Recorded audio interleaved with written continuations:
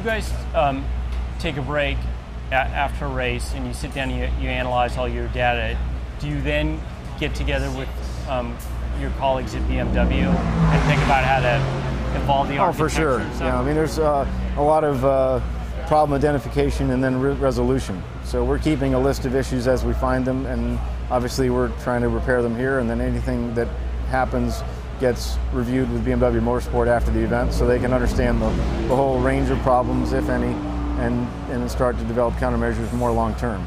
I mean, obviously we're in the field here in the trenches trying to fix any issue that comes up firsthand. But then they've got to look longer term. Hey, is there an architecture issue? Is there something else in the electronics or the mechanical side of the car that they can redesign to avoid that problem in the future? What kinds of things are you looking to electronics manufacturers to deliver to you guys to make your life easier, more efficient? Well, usually it's getting higher quality, more reliable sensors. A lot of the sensors in the car started out in a laboratory environment. Then you put them on a race car with a high vibration, high temperatures, a lot of impacts, and those sensors fail. And so you're constantly looking for parts that are durable enough.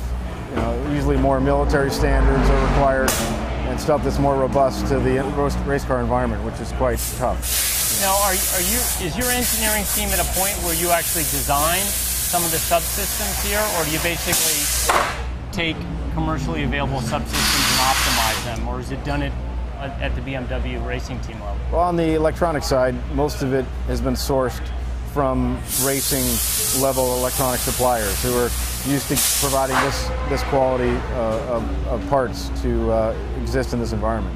But we get involved as a team with a lot of input to BMW Motorsport on suggesting developments in any system: electronics, mechanical, aerodynamics, thermodynamics.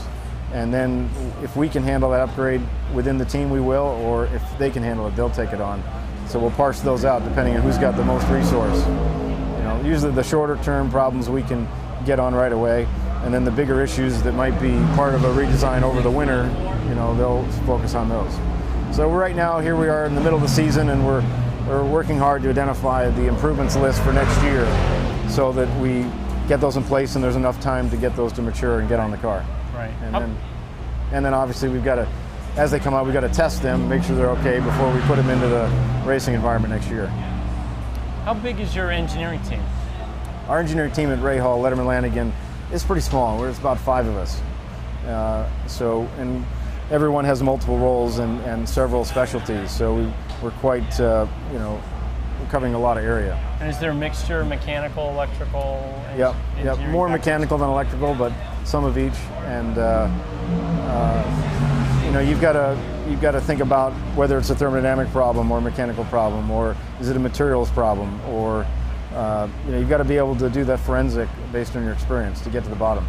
And obviously, if there's an issue that's beyond the capability we have, we'll send parts back to Germany to go into their metallurgical lab or in with their electronics experts to try and diagnose exactly what happened. Did something overheat, or did it fatigue, or what caused the failure?